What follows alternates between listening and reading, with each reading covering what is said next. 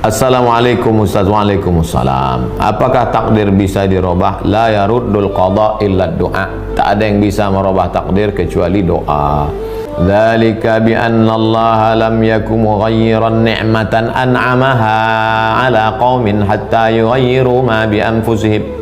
Allah tidak merubah nikmat yang sudah Dia tetapkan kepada seorang hamba. Orang itulah yang merubah nikmat itu dengan perbuatan mereka.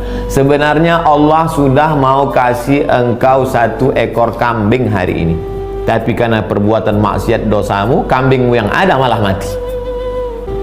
Oleh sebab itu, urusan engkau, biarkan Allah mengurus urusan kita. Apa?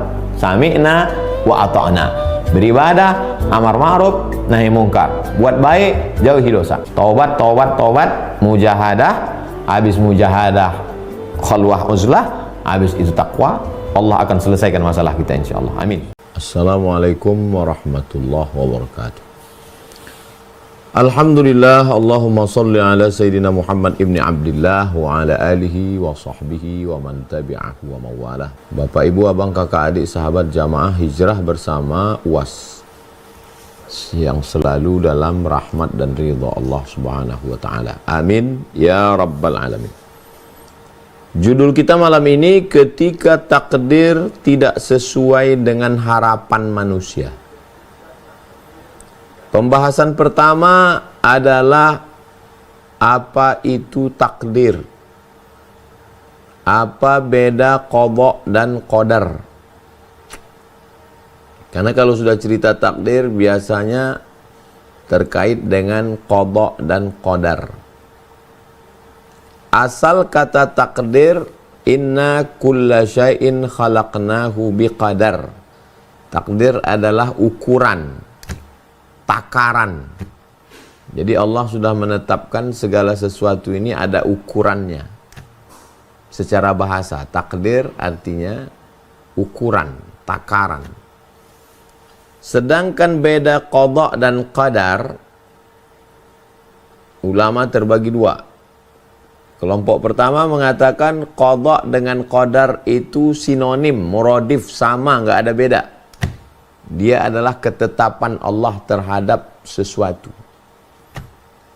Sedangkan menurut mazhab manhaj aqidah Imam Abil Hasan al-Ash'ari,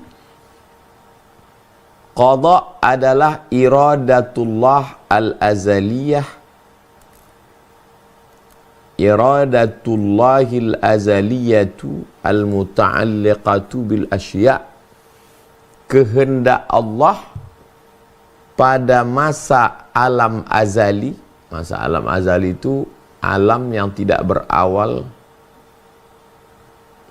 sebelum ada waktu. Ada waktu pagi, ada waktu petang, itu setelah ada waktu. Ini sebelum ada waktu dan tempat, sebelum ada ruang. Allah berkehendak. Kehendak Allah terhadap sesuatu pada masa azali itu disebut dengan qada. Sedangkan qadar adalah ijadullahil asya' ala maqadiriha al-muhaddadah. Allah mewujudkannya di alam nyata, itu disebut dengan qadar. Simpelnya, kehendak Allah disebut dengan qada, wujudnya di alam nyata disebut dengan qadar.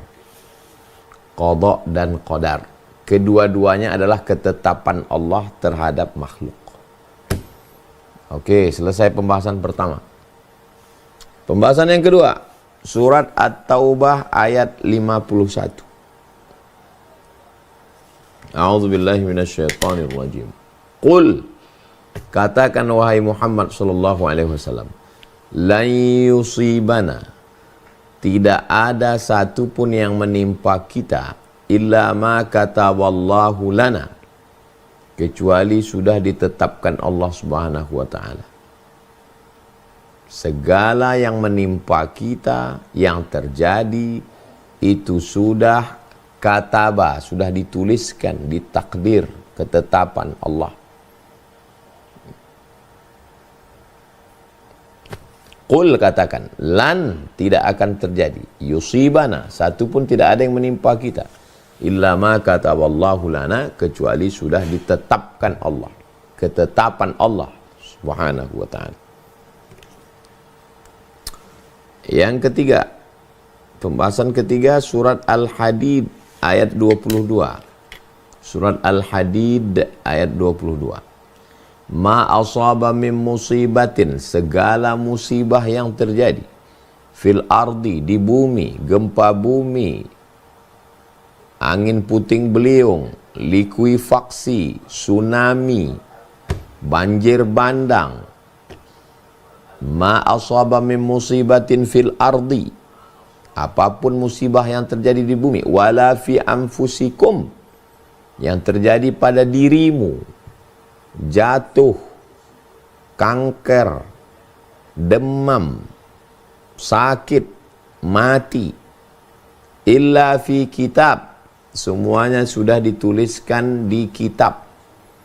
Ada suratan papan kitab takdir yang disebut dengan lauh mahfuz. Lauh artinya papan, mahfuz yang terjaga, terpelihara karena dijaga malaikat. Lauh mahfuz, papan takdir yang terjaga, terpelihara oleh malaikat.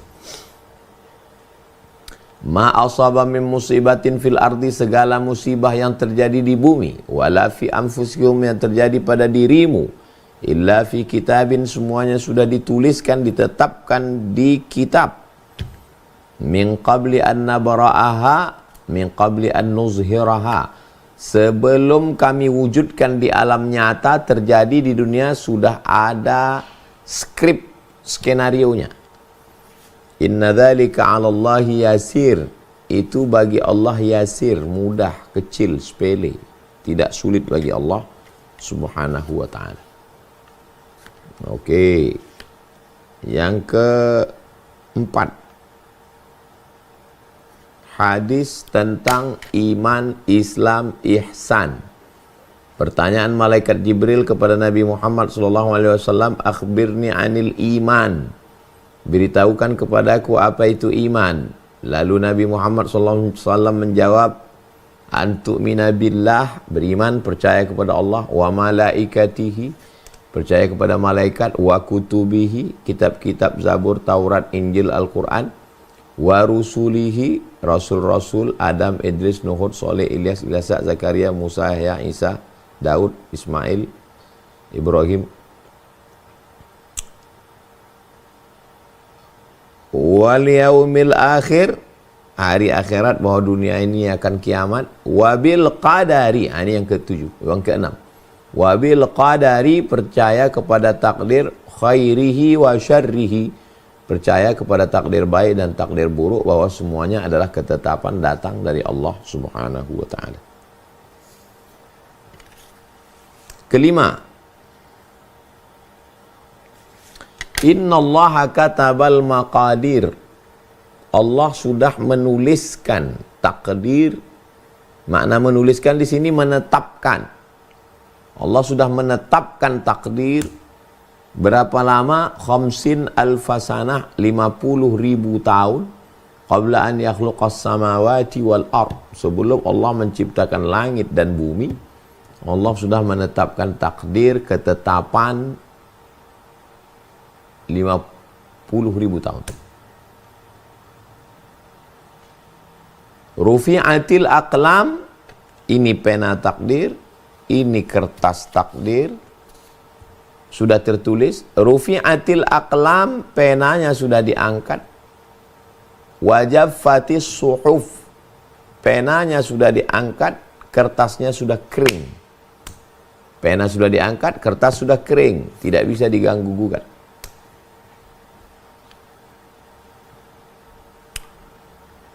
Yang keenam, pembahasan yang keenam, bahwa manusia ini terbagi kepada dua. Yang pertama musayyar, sesuatu yang memang kita sudah dijalankan. Ini manusia, dia dijalankan. Dia nggak bisa memilih, memang udah dijalankan. Nah, musayyar, dijalankan. Yang kedua adalah mukhayyar. Mukhayyar artinya diberi kuasa untuk memilih. Diberi kuasa untuk memilih. Manusia ada yang musayyar, dipilihkan, dijalankan, nggak bisa milih. Yang kedua adalah mukhayyar, dia diberi kuasa untuk bisa memilih. Saya kasih contoh. Saya mau minum air putih atau minum teh manis. Ini mukhayyar. Saya bisa milih.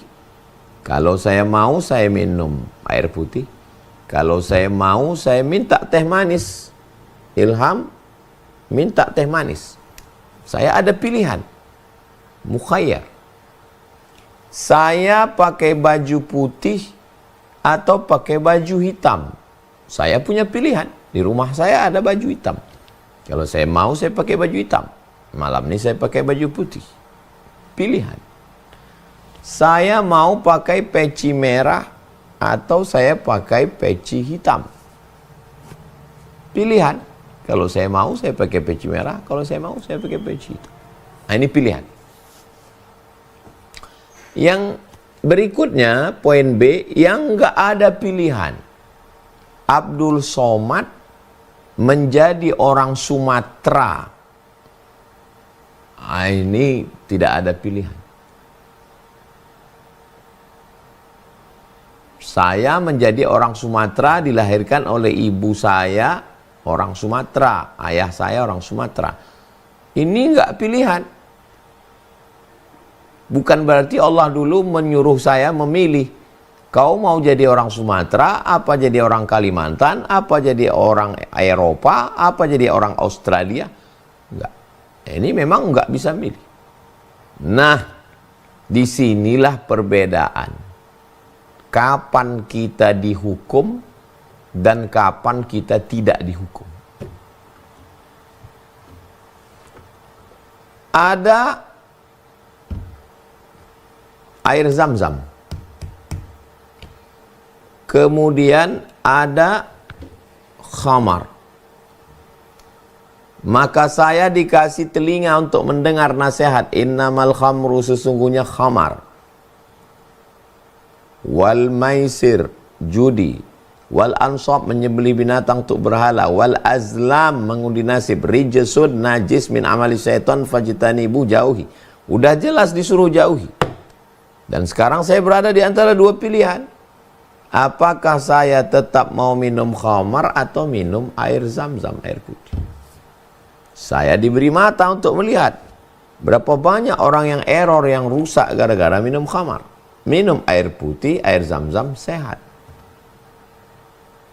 Saya diberi akal pikiran. Dengan penuh kesadaran, akal saya mencerna bahwa kalau saya minum ini saya rusak. Kalau saya minum ini saya sehat. Saya diberi Allah Subhanahu wa ta'ala kemampuan, tenaga untuk mengambil, membuka tutupnya, masukkan ke mulut saya. Dan saya diberikan iradat, kehendak. Kalau saya hendak, saya minum. Kalau tidak hendak, saya tidak minum. Ini semua datang dari Allah. Tapi saya diberi kuasa untuk memilih. Ketika pilihan saya tepat, saya memilih minum air Zam-Zam, saya dapat pahala. Kalau pilihan saya salah, saya memilih untuk minum khamar, berarti saya dapat dosa. Di dunia saya dapat hukum, di akhirat saya dapat azab. Nah, ini pembahasan yang keenam, bahwa kita ini ada dalam beberapa hal bisa milih dan ada dalam beberapa hal kita tidak bisa memilih. Masih poin yang keenam.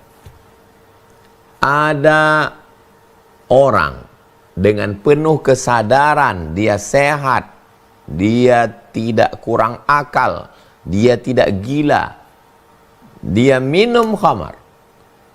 Ketika dia sudah minum khamar, dia ditanya, kenapa kau minum khamar? Kata dia, ini takdir Allah. Peristiwa ini terjadi pada masa Umar ibn al-Khattab.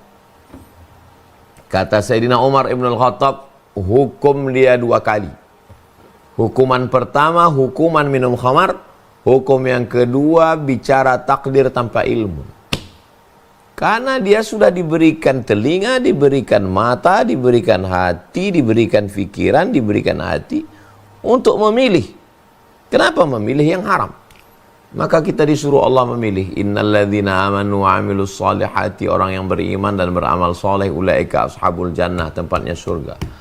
Walladzina kafaru wa kadzabu bi ayatina, orang yang kafir dusta ayat kami, ulaika ashabun nar, mereka penghuni neraka jahanam. Maka dia masuk neraka. Pentingnya kita menyadari kapan kita bisa memilih dan kapan kita tidak bisa memilih. Bawa motor, ada kuncinya. Sampai ke tempat tujuan, masjid, ngaji, surau, langgar, musola, motornya dikunci. Stangnya dikunci. Ada rantai besi untuk mengikat ban belakang. Ban depan dikasih gembok. Itu pilihan. Bahwa setelah pulang motornya hilang, na'udzubillah, na'udzubillah, na'udzubillah, itu memang sudah takdir. Sudah ketetapan Allah SWT. Kita nggak bisa milih. Ngunci itu pilihan. Masang rantai besi itu pilihan. Menggembok itu pilihan. Tapi setelah berusaha bahwa dia lenyap, itu sudah bukan pilihan. Oke? Faham? 6. Setelah kita faham, lalu proses yang kita lewati menjalani hidup ini adalah yang pertama, ikhtiar. Kalau bahasa akidah ahli sunnah wal jamaah namanya al-kasbu wal ikhtiar, usaha. Setelah kita berikhtiar, lalu kita berdoa.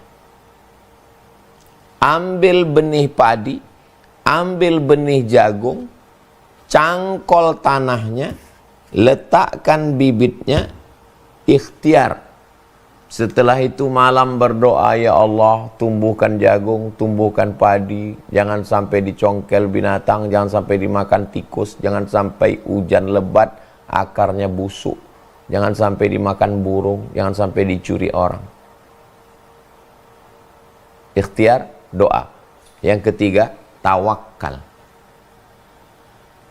Setelah kita berikhtiar, kita berdoa, setelah itu kita tawakal, serahkan kepada Allah Subhanahu wa ta'ala. Dalam segala hal, maka kita lakukan yang 3 ini. Ikhtiar, setelah ikhtiar kita berdoa, setelah berdoa kita bertawakal, kita serahkan kepada Allah Subhanahu wa ta'ala. Yang ketujuh, pembahasan yang ketujuh adalah setelah kita berikhtiar, kita berusaha, kita berdoa, kita tawakal kepada Allah, ternyata yang terjadi tidak sesuai dengan rencana kita. Ini baru masuk ke judul. Ketika takdir tidak sesuai dengan harapan, bagaimana sikap kita? Sikap kita yang ketujuh adalah sabar.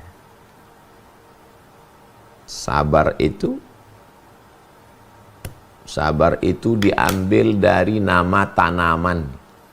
Tanamannya namanya sabar. Sabar, dari kata sabar.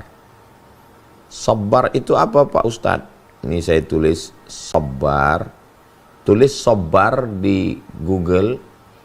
Habis itu pilih image gambar. Ini dia sabar.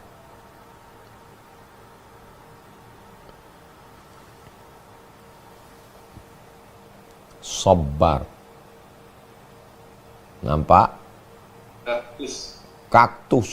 Kenapa sabar itu disebut dengan kaktus? Karena kalau kita di gurun pasir haus, kita ambil kaktus, kita peras, kita letakkan minum, pahit. Tangan kita sakit karena berduri, leher kita pahit. Tapi kita mesti menelannya. Kalau nggak kita telan, kita mati, nggak ada air. Jadi sabar. Sabar itu artinya pahit. Berpahit-pahitlah menerima takdir. Ketika takdir tidak sesuai harapan, maka kita disuruh sabar. Menelan kepahitan. Kenapa disebut menelan kepahitan? Kenapa tidak menggenggam kepahitan? Karena pahit itu bukan di sini.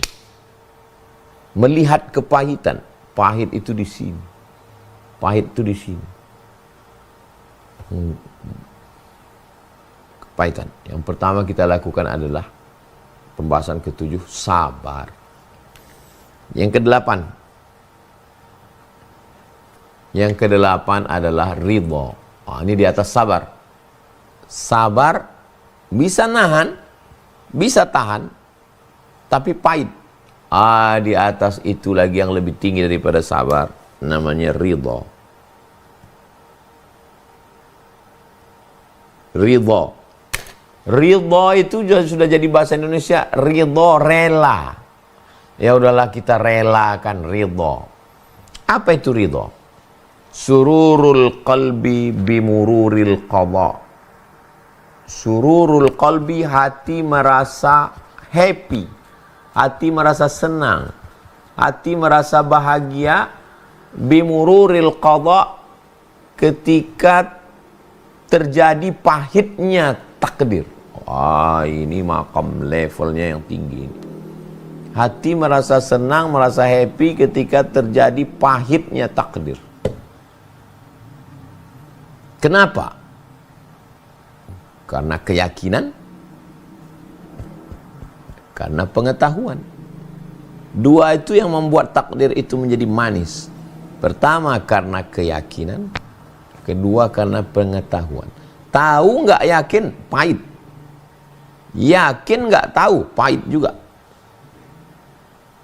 Tapi ketika dia yakin dan tahu, maka menjadi manis. Kenapa? Karena yang kesembilan. Kenapa menjadi manis? Karena husnuzon. Husnuzon, berprasangka baik dengan ketetapan Allah. Bersangka baik dengan ketetapan Allah. Orang bisa datang ke kantor atasannya janji jam 7, ketemu jam 8. Kenapa dia tidak marah? Pertama, karena dia takut. Karena ini atasannya. Yang kedua, karena dia bersangka baik. Tidak ada sedikit pun sangka jelek. Bersangka baik. Bahwa rencana Allah jauh lebih indah. Bahwa skenario Allah jauh lebih baik. Bahwa proposal saya ingin begini. Tapi Allah lebih tahu. Ini orang yang sudah sampai pada maqam level husnuzon, bersangka baik kepada Allah Subhanahu wa ta'ala.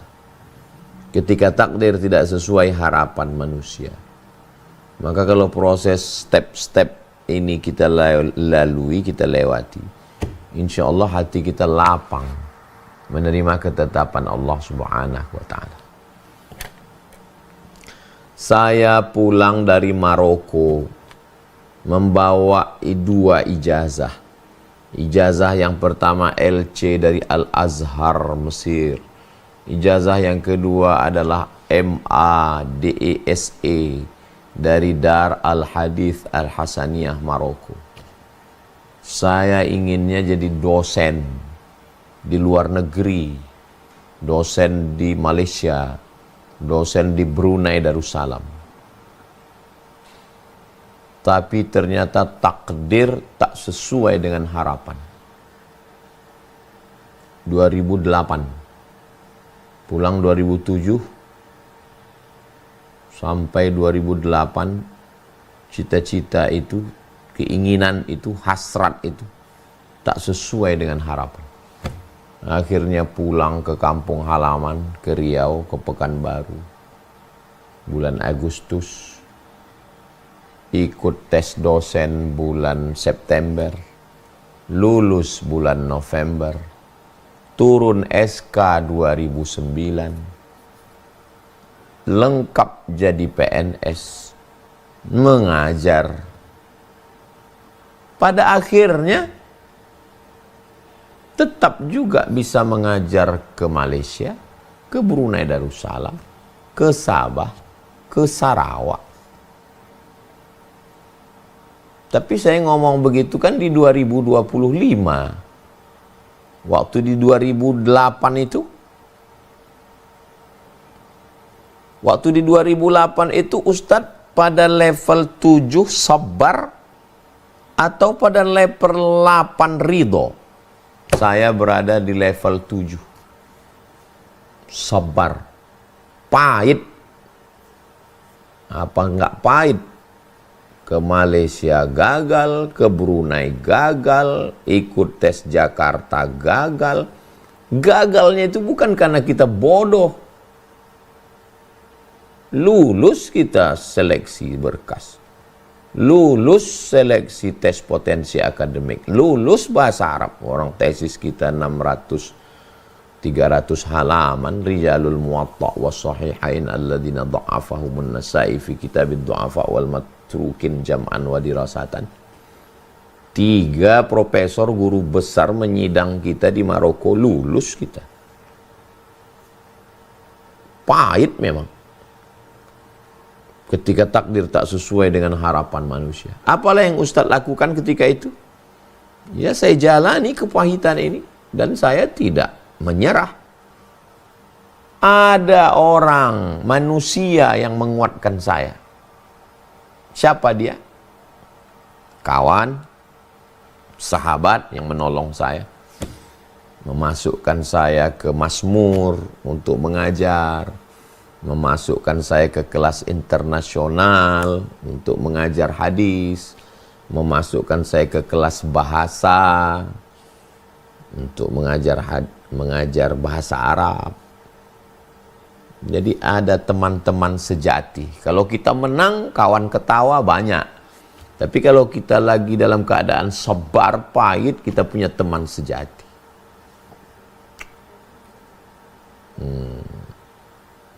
Dan tentu saja orang paling dekat adalah ibu. Kata mak, ya rezeki kau di sini. Hujan emas di kampung orang, hujan batu di kampung kita. Lebih enak di kampung kita, kata dia.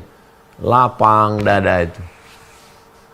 Makanya mengadunya ke orang. Kalau kita punya orang tua, punya saudara, punya kawan, punya sahabat, itu melapangkan hati kita. Saya menjalaninya begitu.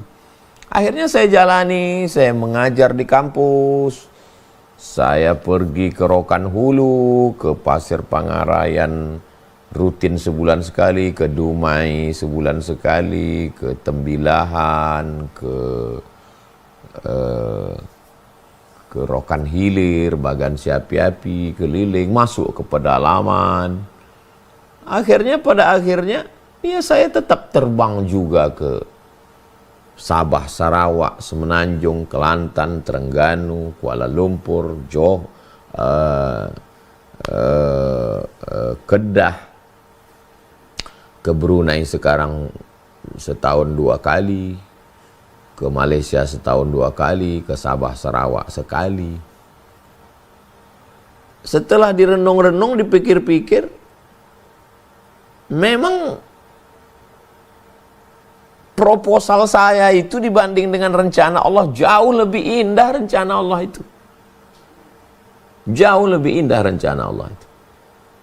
Kalau mau dituliskan poin-poinnya, indah sekali rencana Allah itu. Makanya saya hari ini saya tidak pernah saya menyalahkan diri saya. Saya kurang syukur karena saya kurang zikir. Rencana Allah jauh lebih indah. Jadi kunci-kuncinya yang saya sampaikan ini, pemahaman-pemahamannya, ya kita lewati, kita jalani. Ada orang-orang yang menolong, ada orang dekat, sahabat-sahabat. Nanti seperti air, dia akan menemukan alurnya. Air itu ketika hujan datang dari sini, tapi pada akhirnya ketika air ini ketemu, dia akan menemukan alurnya. Tapi Ustadz kan ngomong begitu sekarang, tahun 2025. Waktu di 2008 itu Pak Ustadz, 2008 itu nggak bisa ngomong. Karena pahit, sedang menelan air kaktus. Gimana mau ngomong, pahit. Nah itu. Jadi kita lewati aja, kita jalani saja. Dan ternyata rencana Allah Subhanahu wa taala insyaallah. Jadi itulah 9 poin malam ini. 30 menit. Sekarang jam 20.37. Saya kembalikan ke Bang Alvin, nanti kita bahas dalam dialog. Terima kasih. Assalamualaikum warahmatullahi wabarakatuh. Waalaikumsalam warahmatullahi wabarakatuh. Masya Allah, tabarakallah. Terima kasih Ustaz atas pencerahannya. Ternyata takdir yang ditetapkan Allah Subhanahu wa taala kepada Ustadz Abdul Somad itu juga takdir baik buat kita ya. Bayangkan kalau Ustadz jadi dosen di luar negeri, mungkin hari ini nggak ngajar kita gitu. Alhamdulillah. Jadi Masya Allah, kita tetap dibersamai oleh Tuhan Guru begitu. Baik, kita langsung masuk sesi tanya jawab Bapak Ibu. Kita buka Q&A bagi Bapak Ibu yang ingin bertanya. Gunakan fitur raise hand di Zoom ini, ya silakan angkat tangannya begitu. Kalau bingung angkat tangan nggak bisa dengan fitur raise hand-nya, bisa angkat tangan langsung ini. Oke, saya persilahkan pertama dari Ibu Lenda Harti. Monggo Ibu dibuka mic-nya.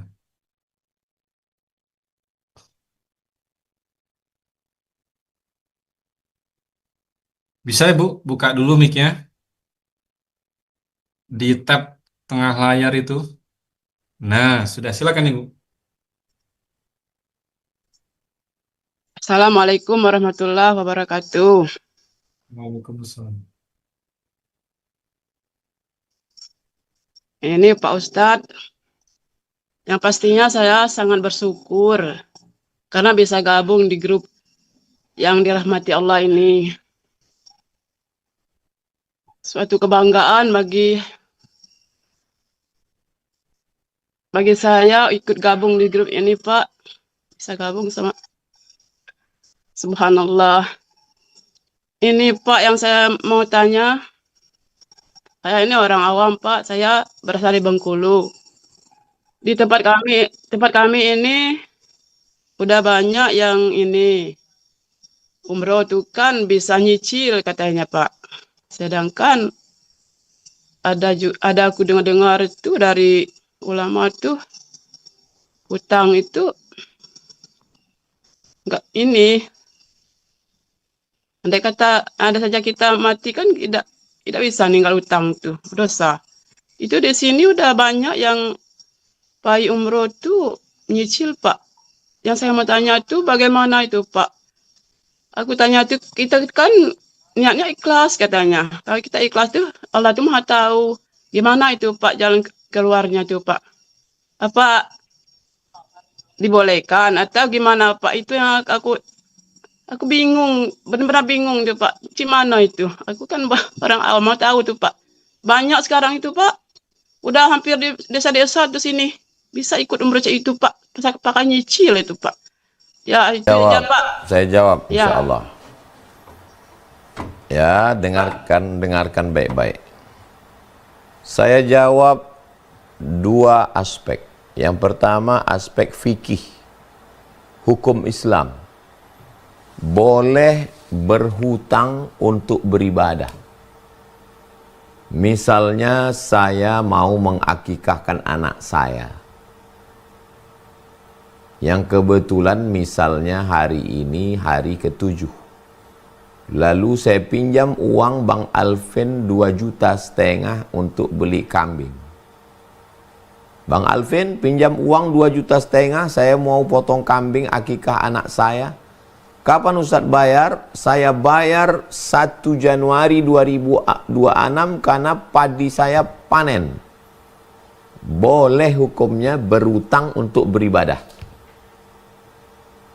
Maka tidak hanya akikah, umroh pun boleh berhutang untuk beribadah. Kalau hutangnya itu mayurja ada alat yang bisa dipakai untuk membayar. Yang tidak boleh itu, Bang Alvin pinjam saya 2,5 juta, saya mau akikah anak saya. Kapan Ustadz bayar? Nggak tahu, saya serahkan pada Allah. Itu nggak boleh, karena nggak tahu apa alat pembayarnya. Maka travel memberikan pinjaman lunak. Diceknya orang ini pekerjaannya apa, ada tidak alat pembayarnya. Maka secara fikih boleh beribadah berutang dengan syarat utangnya itu ada alat pembayarnya yang diharapkan. Ini secara fikih. Yang kedua, seandainya saya pada posisi itu, saya tidak akan berutang. Kenapa? Karena saya termasuk penakut. Saya ini pengecut. Saya ini termasuk orang yang nggak berani berutang.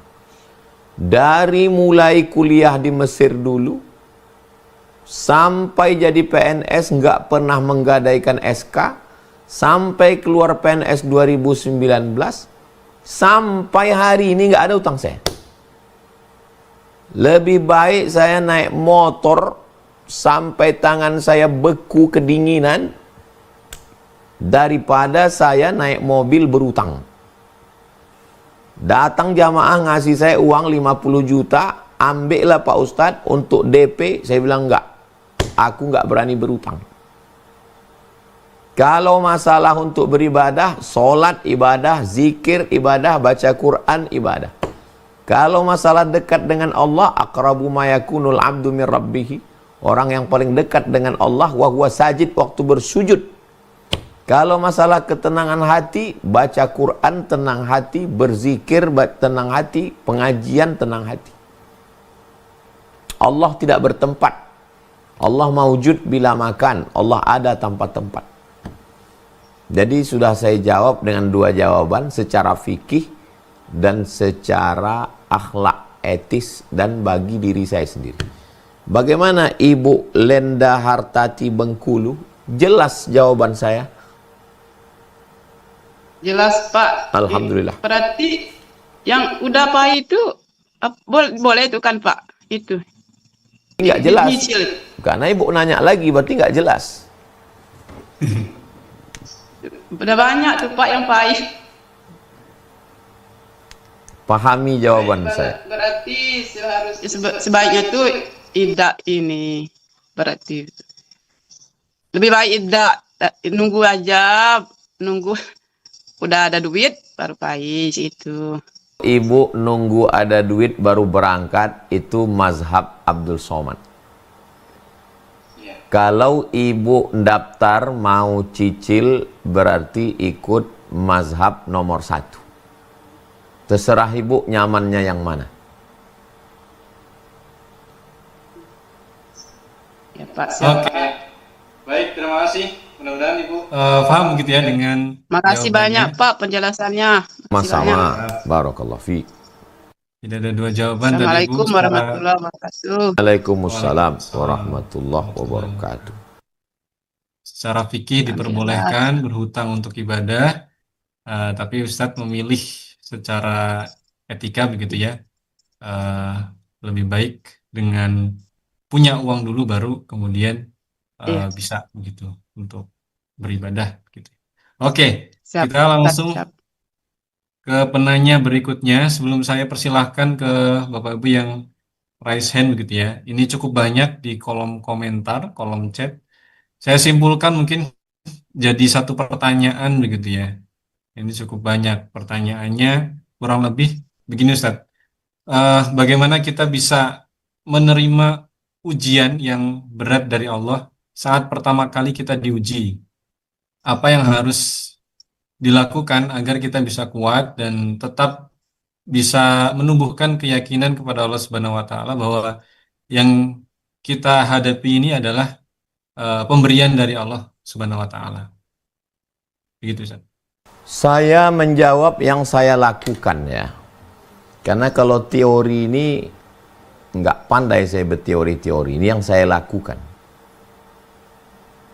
Ketika saya sudah serius belajar di Mesir, saya nggak main-main. Saya serius belajar di Maroko. Saya nggak main-main belajar. Pulang dengan harapan bisa membahagiakan orang tua. Bukan mau menikahi pacar, saya nggak punya pacar. Niat mau menyenangkan orang tua yang susah di kampung. Nggak lulus. Nggak lulus di Malaysia, nggak lulus di Brunei, nggak lulus di Jakarta. Kan sesuai dengan judul malam ini. Ketika takdir tak sesuai dengan harapan manusia, pukulannya itu bertubi-tubi. Gagal di sini, gagal di sini, gagal di sini. Apa yang saya lakukan? Yang pertama yang saya lakukan adalah membaca ayat ini berulang-ulang. Qul la yusibana illa ma kataballahu lana, qul la yusibana illa ma kataballahu lana, qul la yusibana illa ma kataballahu lana. Semua musibah ini sudah ditetapkan Allah, ini sudah ditetapkan Allah. Berhenti saya baca itu, datang dia lagi. Kok nggak lulus kau? Kau kan hebat. S1 kau kan 3 tahun 10 bulan. S2 kau kan di Maroko. Dia nulis pakai bahasa Indonesia. Kok dia yang lulus? Jadi saya berperang. Qul la yusibana illa ma kataballahu lana, qul la yusibana illa ma kataballahu. Lalu kemudian saya baca hadis rufi'atil aqlam wa jaffatis suhuf, rufi'atil aqlam wa jaffatis suhuf. Pena takdir sudah terangkat. Allah punya rencana indah untuk. Nah, ini perang pikiran, perang hati. Tapi saya nggak berhenti di situ. Karena kalau saya berhenti di situ mungkin saya di kamar jadi ngobrol, enggak. Saya silaturahim ke kawan, ke senior, ke kakak-kakak kelas, menyibukkan diri, menyibukkan pikiran. Jangan di rumah sendirian.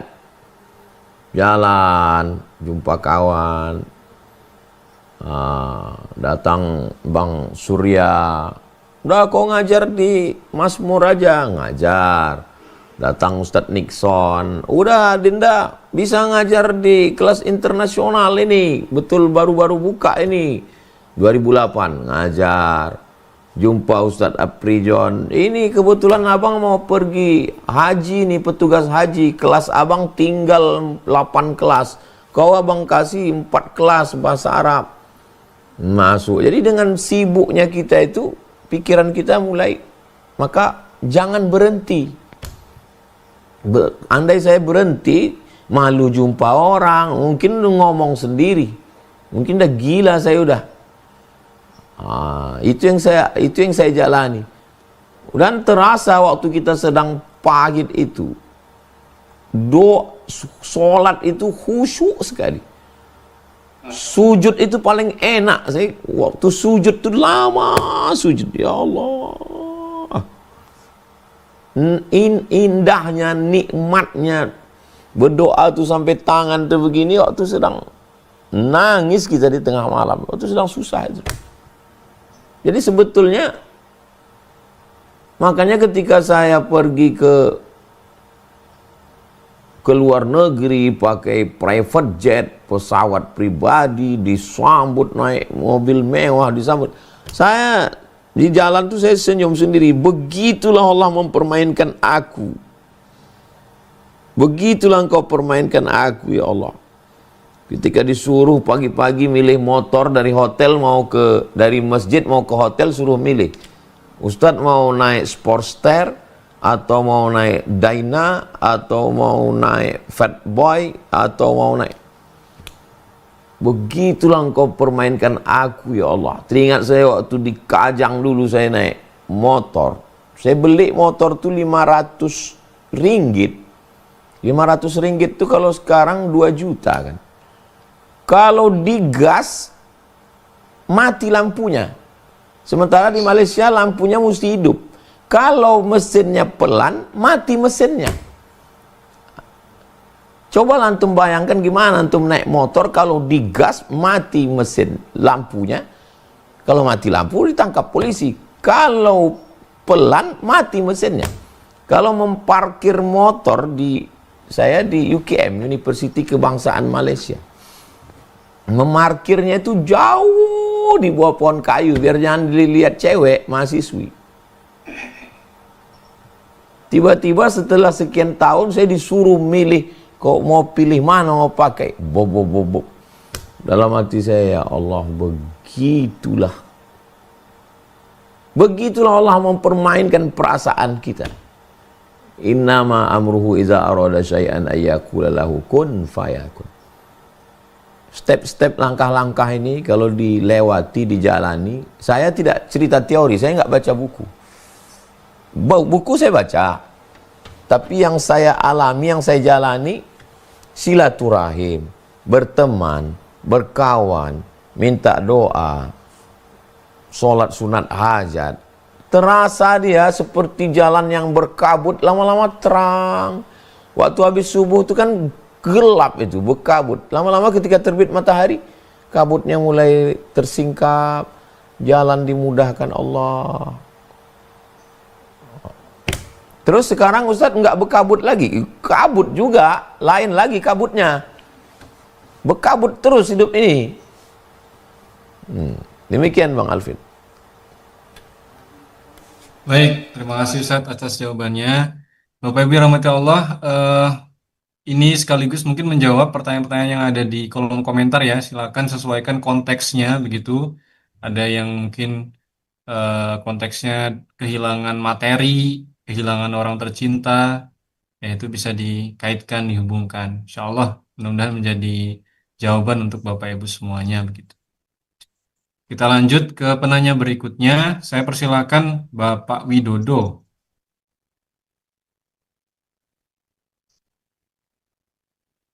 Silakan Bapak, buka dulu mic-nya. Bismillahirrahmanirrahim. Assalamualaikum warahmatullahi wabarakatuh. Waalaikumsalam warahmatullahi wabarakatuh. Mohon izin Ustaz, saya mungkin tidak bertanya apa-apa, cuma mau meminta masukan dari Ustaz. Saya itu selalu melihat video-video Ustaz di YouTube. Saya mengikuti kajian-kajian Ustaz dari mulai fikih Islam, Syekh Sulaiman Rashid, sampai dengan kitab hadis Arba'in Imam An-Nawawi. Tapi ada beberapa video sambungan hadisnya sampai hadis ke-21 tidak ada lagi Ustaz. Permohonan kami, permintaan kami, jika Ustadz berkenan, mungkin di kajian hijrah ini boleh Ustadz, kalau Ustadz berkenan kami diberikan ilmu tentang kajian-kajian kitab juga Ustadz sesekali. Besar harapan kami tentang itu Ustadz. Mungkin lebih banyak lagi di channel YouTube yang diupload oleh Ustadz dan tim, insya Allah kami tonton semua. Dan insya Allah menjadi ladang amal jariah buat Ustadz dan keluarga. Dan insya Allah juga menjadi panduan hidup kami lebih bermanfaat insya Allah. Barakallahu fiik Ustadz. Terima kasih. Assalamualaikum warahmatullahi wabarakatuh. Waalaikumsalam warahmatullahi wabarakatuh. Barakallahu fikum Bapak Haji Widodo yang sudah mengikuti kajian khatam dulu fikih Islam Sulaiman Rashid, kemudian Arba'in Nawawi tidak sampai selesai karena COVID satu dan lain hal. Ar-Risalah Al-Qushairiyah khatam Ramadan COVID 2020. Lalu kemudian kalau Bapak mau ikuti kajian hadis sudah berjalan selama 3 tahun, subuh Rabu kita streaming online. Waktu subuh di Pekanbaru itu sekarang jam 4.40, habis itu sholat, biasanya jam 5 itu kita udah kajian sampai jam 6. Kitabnya Riyadhus Shalihin. Bapak beli kitab Riyadhus Shalihin atau download PDF, nanti ikuti kajian, tengok penjelasan. Adapun di kajian ini Bang Alvin Firdaus, beliau punya metode apa yang mau dibaca, tapi saran ini bagus, tapi hanya kalau mau ikut sebetulnya sebulan tuh kita 4 kali setiap Rabu subuh, termasuk Rabu subuh besok ikuti kajian kitab Riyadhus Shalihin.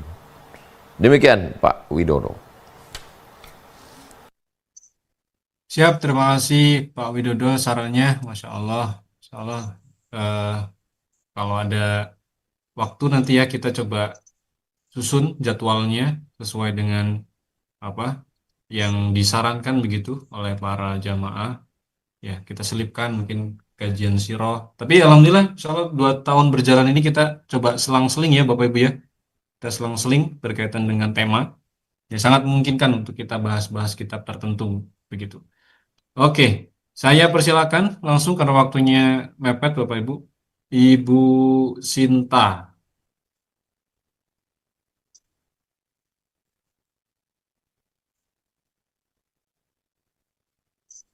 Monggo Ibu dibuka mic-nya. Nah, silakan. Assalamualaikum Ustadz. Assalamualaikum Warahmatullahi wabarakatuh.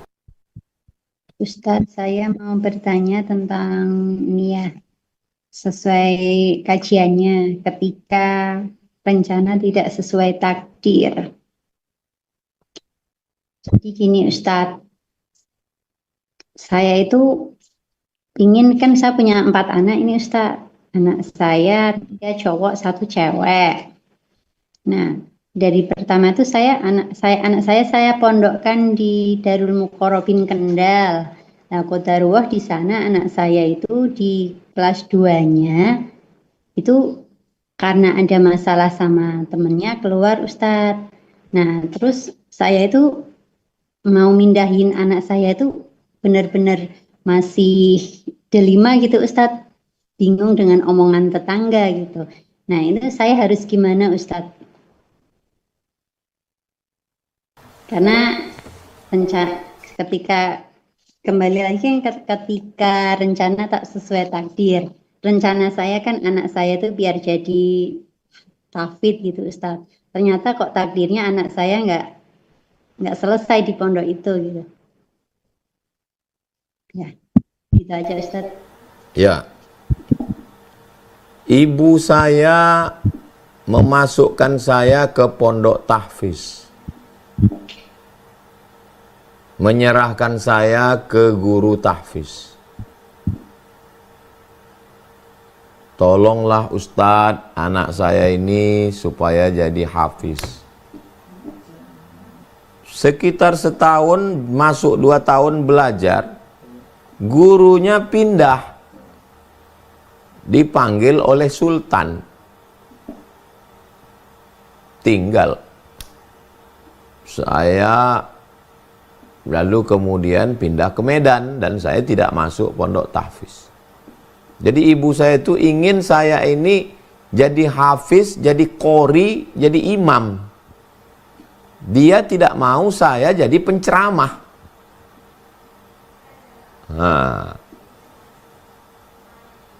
Nah, jadi ketika takdir tidak sesuai harapan, jadi dia memang kecewa dengan saya. Kenapa saya nggak jadi qori? Makanya dia bawa cucunya, anak adik saya, dibawanya di waktu itu umurnya udah hampir 70. Dibawanya ke Masjid Ar-Rahman karena pagi Ahad itu ada tahsin bayati sobasika nahwan yang diajar oleh Ustadz Khairul Nas Jamal, Dr. Khairul Nas Jamal, qori terbaik Riau. Nah, jadi dibawanya. Saya tahu dia bawa cucunya itu, dia ingin cucunya jadi qori karena saya nggak jadi qori. Jadi takdir tidak sesuai dengan harapan dia. Tapi kemudian sekarang, walaupun dia sudah meninggal ya, Sekarang ini hafiz laki-laki yang di Nurul Azhar, Yayasan Yat Tabung Wakaf Umat, itu anak tahfiz Quran laki-laki kelas 1 sanawiyah, kelas 2, kelas 3, kelas 1 aliyah, kelas 2, kelas 3 hafiz gratis. 25 orang setahun, 25, 25, 25, 25, 25, 25, 75. Ini yang di Ma'had Az-Zahra ini. Hafiz, hafizoh. Sama juga. 6 tahun, 25, 25, 25. Yang gratis. Yang di sini aja ini 590. Belum lagi yang di tiap-tiap provinsi. Jadi cita-cita ibu saya itu tercapai. Walaupun yang jadi hafiz, yang jadi qori bukan saya. Nurul Azhar Kalimantan dengan Ustadz Hatta, Zayan Insani Medan dengan Ustadz Iqbal, Darul Ihsan Jambi. Yang ini udah anak yang alumni udah berangkat ke Mesir. Jadi kalau lama saya hidup, saya bilang, mak, aku memang nggak qori, mak, aku nggak imam, tapi cita-cita mak sampai. Dan andai aku yang dulu jadi qori, aku sendiri. Sekarang ratusan qori-qori ini. Saya tidak mengatakan karena saya cuma mengatakan bahwa nggak sia-sia cita-cita ibu saya dulu. Jadi ibu jangan kecewa, ibu tetap aja sholat malam, tahajud, berdoa. Adapun dia mau keluar pondok, kalau bisa dirayu-rayu. Tapi kalau dia udah nggak tahan juga, sudah didoakan, sudah diruqyah, tanya baik-baik, kenapa kau nggak mau? Mungkin dia kena bully, mungkin nggak tahu kita entah kenapa. Semua usaha sudah kita lakukan, ya udah ikhtiar sudah, doa sudah, kita tawakal, nggak lagi ketemu. Ya carikan sekolahnya. Masalah mencarikan sekolah, saya ini masuk ke pesantren Darul Arafah setahun, keluar. Masuk ke Muallimin Al-Wasliyah setahun, keluar. Tapi mak saya nggak pernah putus asa. Dia datang menemui ustadz, dia urus surat pindah saya. Naik bis dari Riau ini ke Medan, Bu. Dari Riau ini ke Medan itu 600 kilo. 600 kilo zaman dulu jalannya hancur, 12 jam. Hanya untuk ngurus surat pindah saya. Tapi dia tetap berusaha untuk supaya saya bisa sekolah. Dia nggak pernah putus asa tentang sekolah saya. Jadi saya menjawab tidak pakai teori, tidak pakai ada dalil Quran hadis, tapi yang langsung dialami oleh saya dan keluarga saya. Ibu terus tetap perjuangkan anak ibu. Kalau bisa tahan pondok, alhamdulillah. Nggak bisa tetap pondok lain, nggak juga madrasah, sekolah. Andai nanti dia nggak jadi ustadz, dia jadi polisi, dia akan jadi polisi yang punya pesantren tahfiz. Kalau dia jadi tentara, dia jadi tentara yang punya pondok tahfiz. Kalau nanti dia jadi hakim, dia jadi hakim yang punya pondok tahfiz. Ada rencana Allah yang lebih indah. Mudah-mudahan ibu bisa memahami apa substansi yang saya sampaikan, insyaallah.